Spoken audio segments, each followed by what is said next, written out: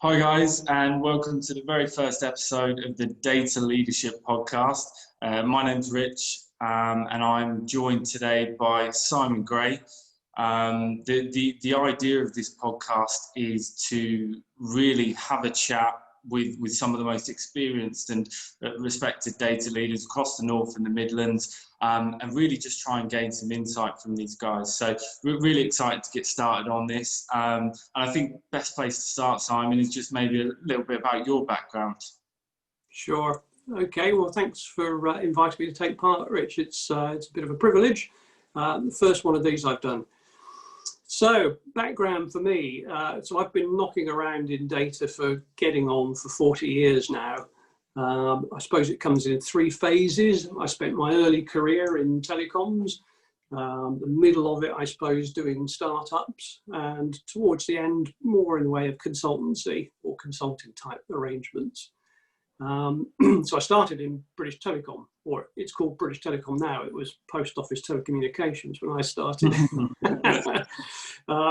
There was no data team as such back then. We were still using pen and paper. If you were lucky, you had an electronic calculator. So the big buzz was that there were microchips in things, and that was the big technology. I got a microchip inside a ZX81. It was a fabulous little computer, tiny little thing, not as small as my iPhone is now, but you can, you know the sort of thing I mean.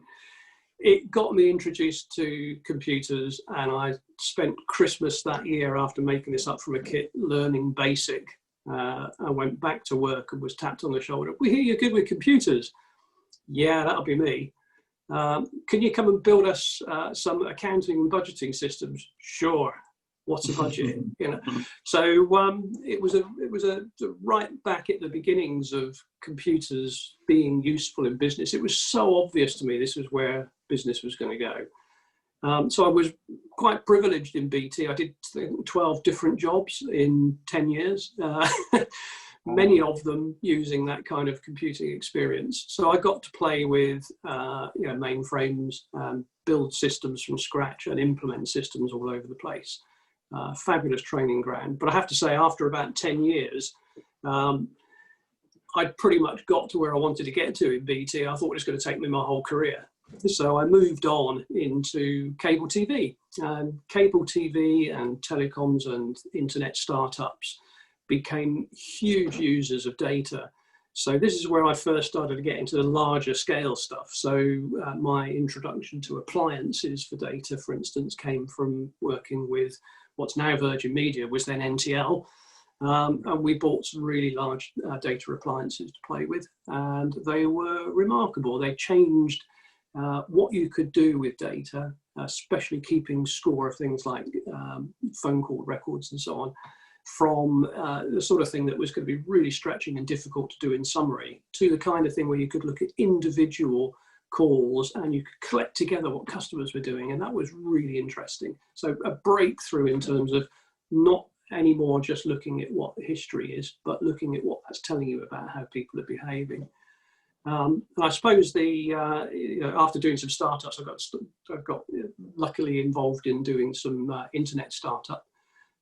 In particular, the first generation of Virgin Net, which I went down to Wales to work with some guys on, and also NTL World, which was the first ever completely free internet service as long as you had NTL's telephone service. Oh, nice. So that was great. Now, after all of that, I went into consulting, because it's a huge amount of experience that you gain from being in a big industry, then getting in it as a startup and seeing it build into something that's competing with that original big industry. And I'd learned a lot about how data could be used to help organizations. So I went then to go and find ways to consult with organizations to help them get successful implementations of business intelligence, which was still relatively rare. A lot of money has been spent over the last 25 years on BI that hasn't necessarily always worked. I mean, yeah, I mean, that's it, isn't it? You would have seen over the years the crazy transformation from, not just storing a load of useless data, but actually, hang on, what can we do with it? And, possibilities are endless. And I think for you to get stuck into some of that stuff while it was happening must have been quite interesting, to say the least. So it starts, I think, very much as a let's keep score. I mean, you have to keep records anyway, and you have to digitize in that early way of thinking about digitalization with digital switches and digital television. You have to digitize because you can't operate a national telecom company without being automated. So you have to store enough data to automate everything and to bill everything. And it starts really with let's keep score, and let's use that to help us with the accounting. So your early BI is very much a hyper spreadsheet, just a way to take tons and tons of data and crunch it down into summaries that will help you understand how your business is performing. And I think that's the traditional old MI, if you like, the way that people have used data right up until maybe 20 or 25 years ago, when it started to become obvious that actually if you knew how many phone calls there had been, you could understand something about what was motivating people to do things in a particular way. So I can remember working for the first time on trying to understand why telephone calls were in decline. And of course, to the people that are used to thinking with their gut, it was obvious. Well, there are other ways of getting in touch now, and mobile devices have happened and so on. But actually a really close look at what was going on with that particular operator showed that the decline was actually in two areas. And one of them was internet calls. It was still dial-up in those days. And the other was international calls. So international calls were just priced too high. So people were abandoning it and going elsewhere for that. So it was then fairly easy to put together some suggestions about how you could reverse that.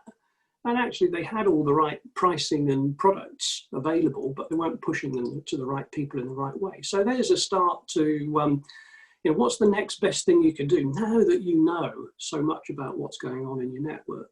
So those are fascinating sort of tilt from historic to, I suppose, diagnosing what's wrong and then proposing what you might be able to do about it. Well, I imagine that sort of change, that sort of shift in mindset and approach saved a ridiculous amount of time and resource, surely, within those industries that, like you say, were very archaic, very historic in terms of how they approached it. Yeah, absolutely. So you couldn't operate that business without having command of data and automation. So that tends to be where the focus goes.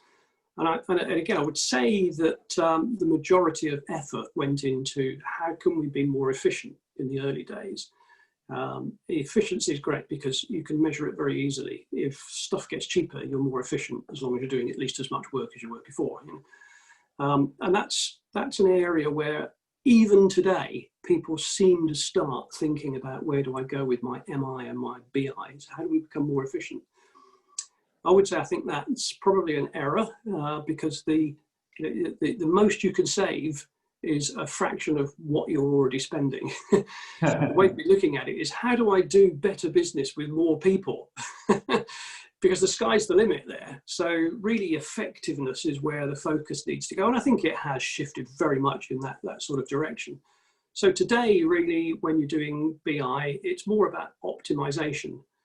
It's more about supporting relationships that you're having and about developing propositions and about modifying product, about making your customer journey properly effective.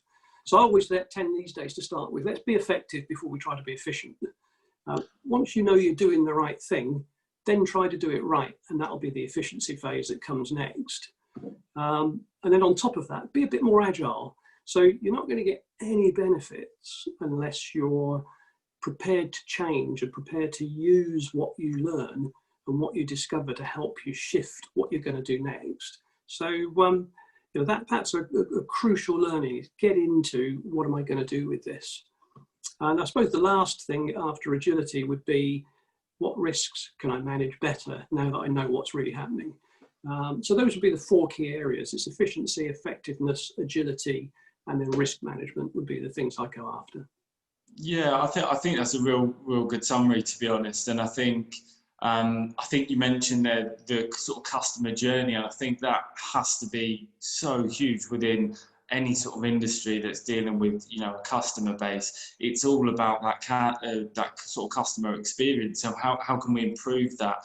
How can we put the right products in front of them, like you said? And you know, through the use of data, these crazy amounts of data that have been built over the years, obviously that can be achieved. And I think it's exciting to sort of see what can happen next, really. I mean, you've obviously moved away from those industries now, but I don't know if you've still got your ear to the ground in terms of what's going on these days in terms of future projects. Well, I guess that the bigger business, this stuff's pretty much become old hat. So, you know, what's the next best action to take when a customer contacts you? And of course, things are shifting so massively because contact used to be somebody rang you up. So it was easy in the early days because if somebody rang you up in a telco, it was to complain. Not very many people ring you up and say, great bill, really enjoyed getting that this month. So, you know, pretty much it was about complaints. So the nice thing about that is a simple measure. How many times has this person called us over the last 3 months? It's a really good measure of how dissatisfied somebody is. So you can use that immediately so that you know that when you get another call from them, the odds are they're going to be dissatisfied because you've had a lot of calls.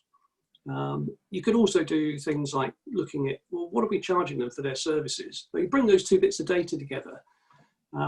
So am I satisfied or not? What are we charging you for your services? Is that competitive in the market? So now you get a call from them. It's like, well, it's pretty obvious that we're a bit on the pricey side. We could do something about that. And we may have, you know, we may not have helped them out as much as we need to. So maybe we need to do something about that as well. So now you have a strategy for how you're going to answer the call and deal with the customer. Now, all of that translates when you move from a phone call to the sort of multitude of channels that you can talk to people through now. Yeah, and I mean, you know, it's also when you find that sort of insight, I suppose, and a way to action that to improve the business, it's then how does the business actually sort of adopt that as well? Because I think whether it's data literacy or whether it's, you know, just working with a business, especially at a large scale, to get people to change based on data, it's one of the biggest, surely one of the biggest challenges that you end up facing. I think so. I mean, the hard thing is making it simple for lots of people that are handling those conversations for you. So, you know, you don't get the chance to have, as a chief executive, a good conversation with every one of your many millions of customers. So you delegate that to other people.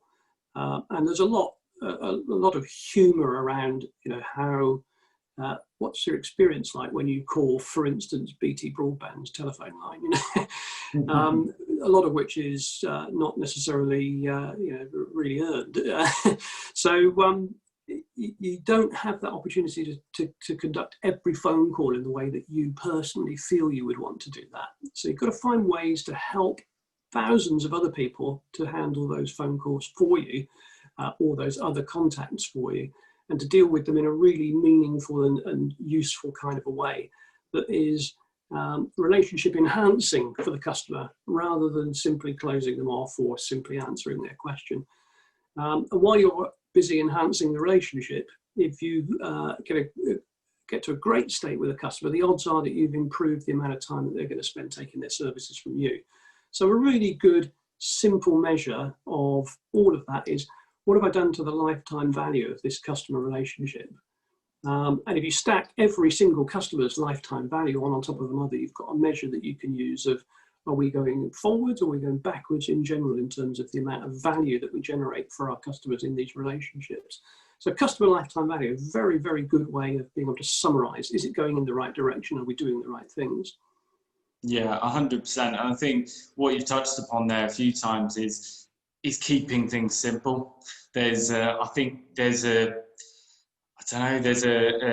sort of go-to to make things complicated and complex because maybe it seems like the exciting thing to do, when in reality things tend to work best when they're kept simple. Yeah, I think that's true. And if you keep things simple, you've got to think about who you're doing it for. So are you doing it for your agent, or are you doing it for your customer? The other thing is, I suppose, that you've got ultimately to get to a point where you make a decision on something and decide to act on it.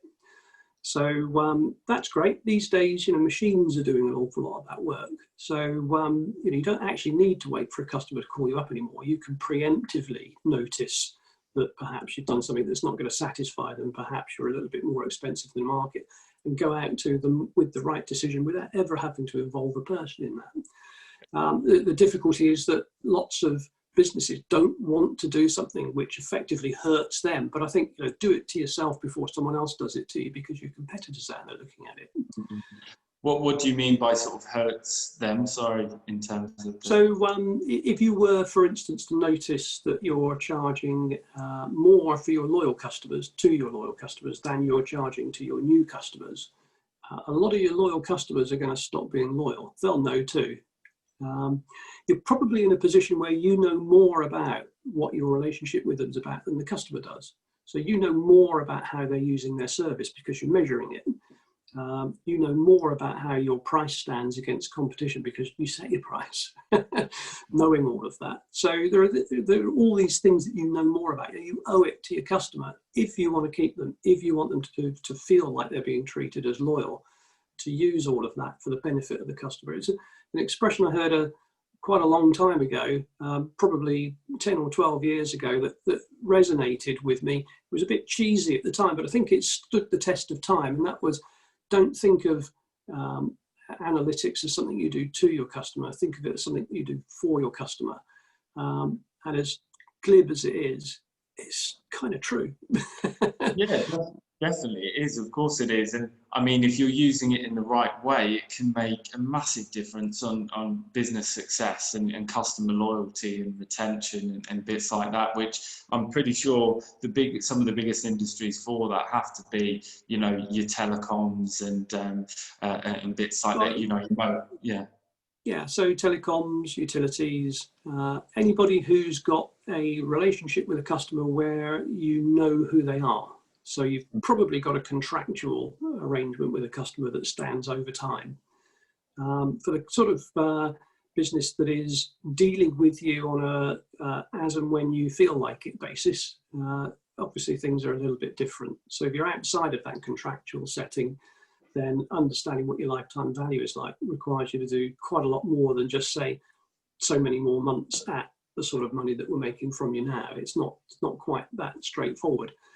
So, so at that stage, of course, you've got to get into something which is predicting, based on everything you know, what's the likelihood that this customer is coming back to shop with us again.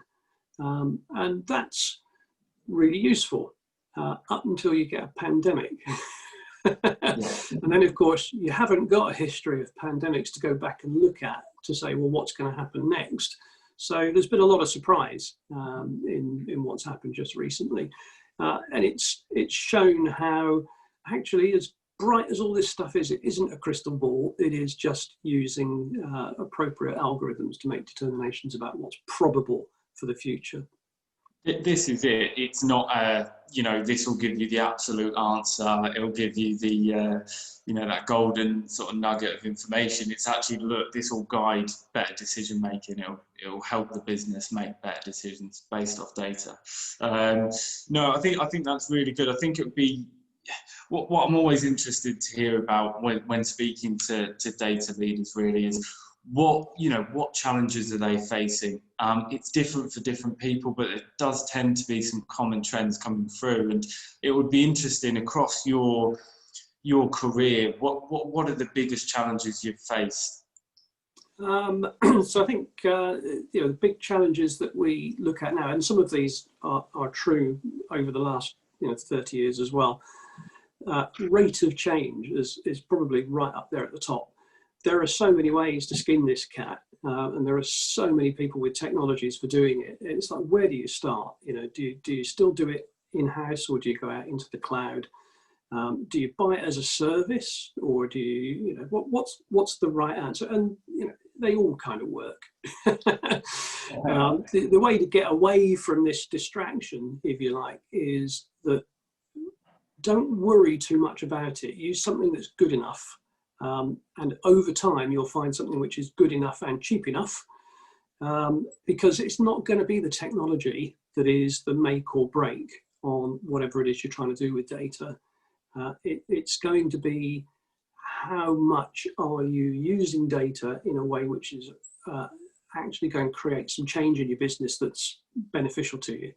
So don't sweat the technology. But nevertheless, you know, when something like Google BigQuery comes along and it blows away the kind of performance that you thought was astounding that you used to get from appliances, that's a big change, and you've got to deal with it. And when you get into rent it for as long as you need it, buy it by the compute cycle, or buy it by the hour, or whatever else. Stand up your data warehouse from all the data you've got sat around somewhere, do your calcs and throw it away. These are ideas that are becoming much more mainstream, but were astounding to us in the early days when you were still trying to do stuff with SQL Server or Oracle, or with an appliance or whatever else. So there's been a lot of change. So I think rate of change in the technology in particular, but rate of change also in the way that the applications for data are moving ahead. So that I suppose I would put at the top of my list of really big challenges. Second challenge, and I've experienced this, and I think we will experience it as an industry for a long time, is how do you find good people and how do you retain them? Yeah, well, there you go. If people know how to do that. So I've fallen into your trap now, James. So how do you find and how do you retain great people? And they are two sides of the same coin. And I'm not thinking so much about, I want to pay this person a bit more because I need to keep them. I'm thinking more about, people want to be challenged and they want to experience great stuff and new stuff and better stuff. And the kind of people that are really good have two things that I think are common traits. One of them is they learn really fast. So the new tech's not an issue for them. And the other is they put their mind in where the business is going, not necessarily in where the tech is. The tech is a means to that end for the business. So finding people who are bright enough and motivated to think about, how do I make this business perform better? What process is it that I'm trying to make easier? What customer journey am I trying to make easier? People who do that instinctively. So they want to do that and they're good with tech. That's the challenge in finding good people. It's not about tick the box for SQL or tick the box for data lake or any of the other things. It's how do you think when you've got all that stuff at your disposal? And then retention is get people to explore and experience all of this stuff, as well as making sure that you reward people that are best to hang on to, because somebody else will if you don't.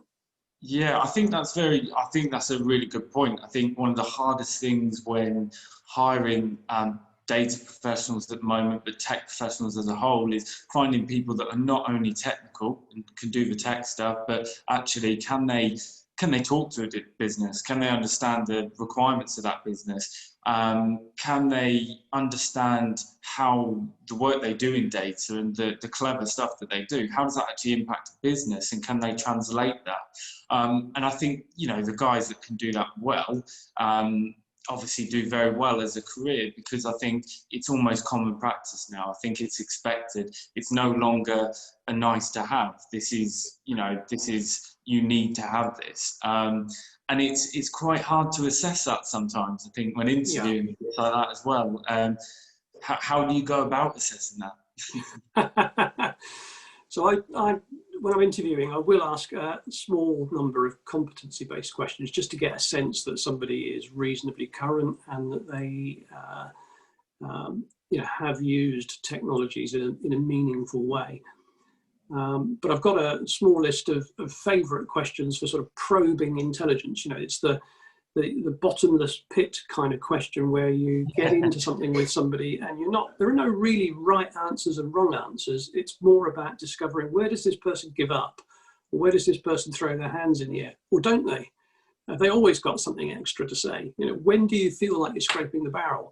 And if you don't get to that, which is quite rare, quite often people will reach the point where they've sort of I've got nothing else to add now.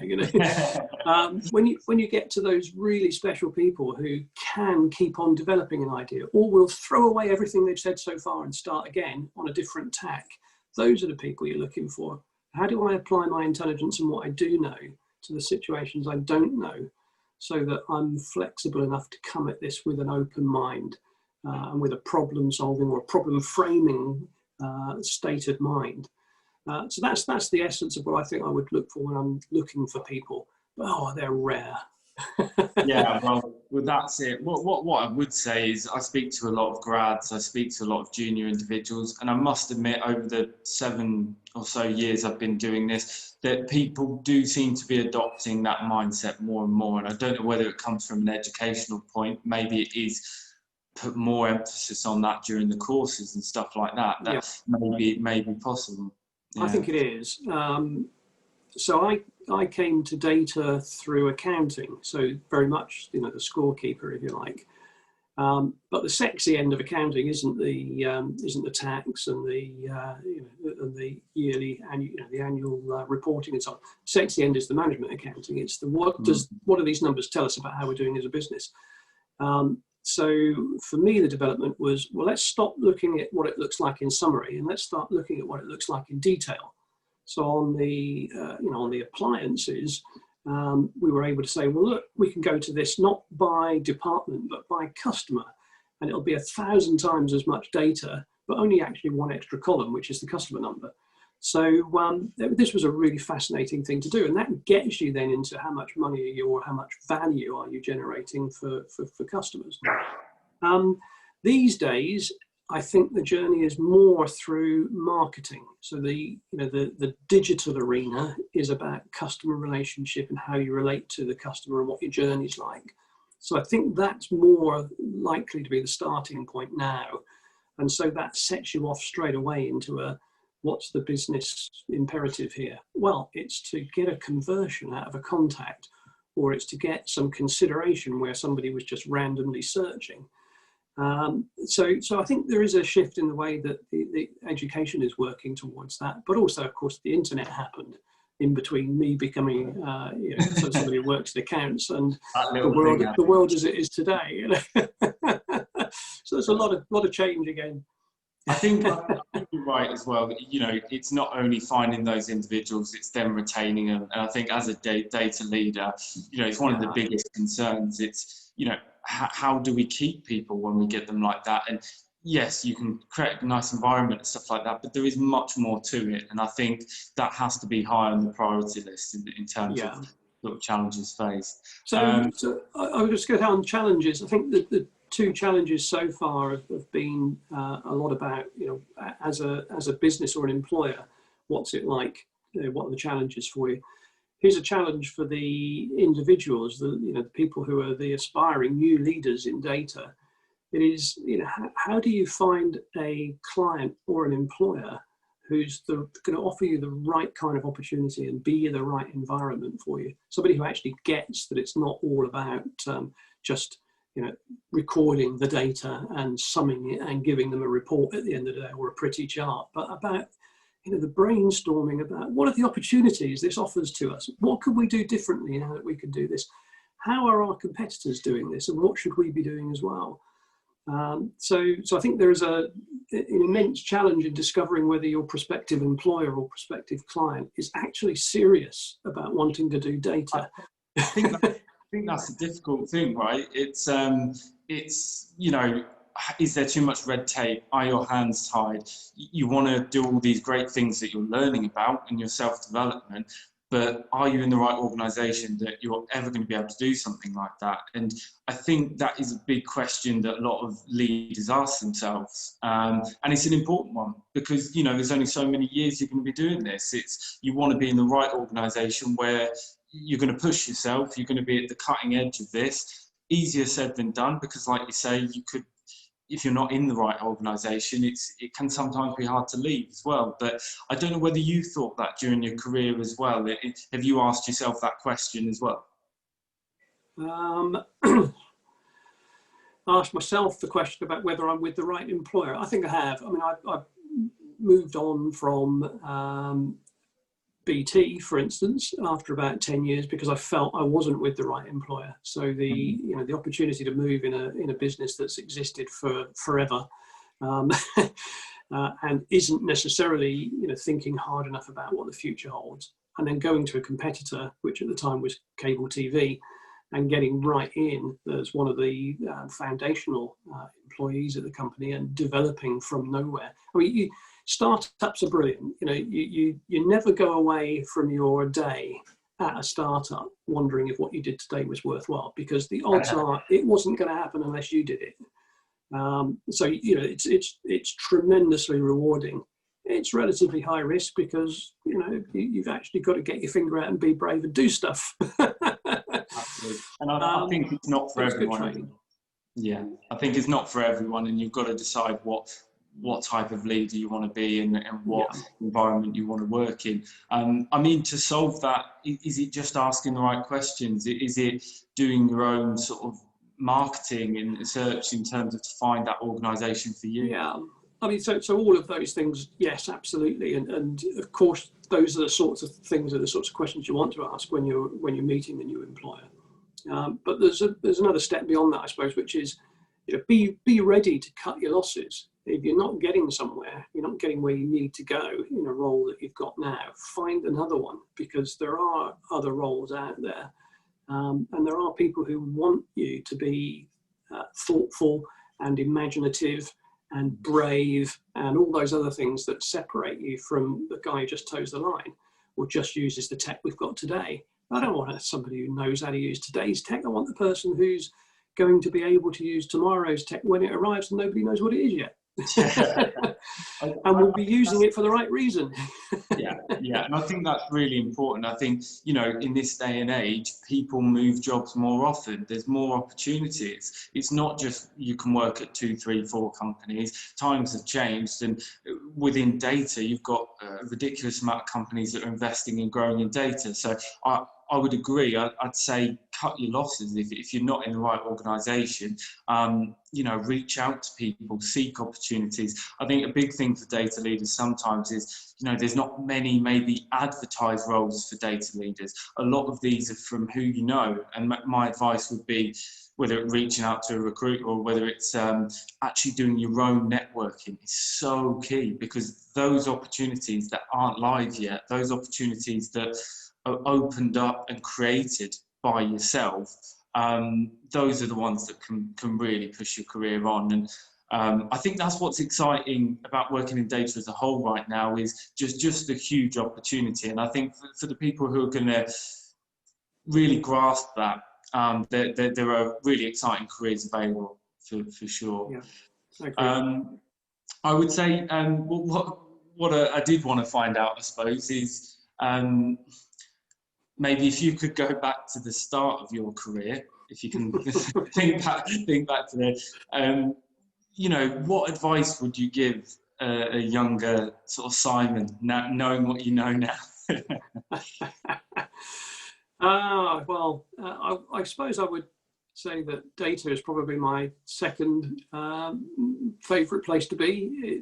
The best thing for me to have done would have been to have got into music. And pursue that harder. I think the technology around music has become fascinating too. So I'd have loved to have done that, and music would have been my first love. And so go back and do what you really, really want to do would be my first advice. But given that isn't what I did, what advice would I have given myself going down this particular route? Things I wish I'd known back then are things like, you can't map it out. You can plan all you like. By all means, have goals and have places that you want to go and things you want to do. But it's going to change faster than you are. You're going to find that stuff's moved on, and that your attitude to it shifts as you mature as well. So all these things are imponderable to some extent. I've done jobs that not only didn't exist when I started work, but nobody could have contemplated what would it be like to have a job like that. What would it be for? Business intelligence, billions of rows a day. What for? Yeah. And so it would have been impossible to think about that.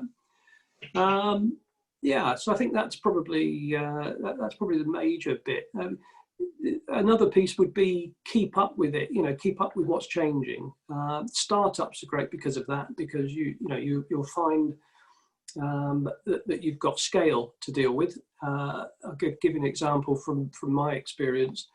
When we started at NTL to support as a joint venture Virgin Net, we had about 50 odd customers on the internet service. It grew to 500 very quickly, and then it grew to 5,000 very quickly, and things started to creak. And then it grew to 50,000 in a couple of weeks, and then it grew to 500,000 over a couple of months. So you suddenly find yourself facing challenges of scale that you didn't know you were going to be up against. You have to find new ways to do things. And I remember we were very proud that as an organisation, when we couldn't handle customer relationships through something we put together on Lotus Notes, that we went out to the internet and hunted down a proper customer relationship management system and downloaded it and fired it up as a trial, and then went back and bought it later. So that was a good while ago. And these days, of course, downloading stuff and having apps and buying stuff at a very low price and suddenly finding that you're buying it as a service, all pretty ordinary. But at the time it was, wow, what an amazing thing the internet is. Well, I think you've touched on it there as well. It's just how you touched on it earlier about how fast things move, and I'm really interested in seeing how data leaders actually try and keep up with it, because I've got my own sources of information. I do my best to keep on top of it from a base level, but at the same time, what do you use personally? Is it a mixture of things? I don't know, networking, podcasts, books, whatever it is. It's a difficult one. I think by moving around a bit and by meeting people who've got challenges of their own, you get exposed to an awful lot more variety than you would do if you stay in a role with an employer with a particular role that is about doing the job today that you also did yesterday. So the idea of supporting an application to me is all wrong. I can't live with that. I have to make stuff. So I want to be doing something new.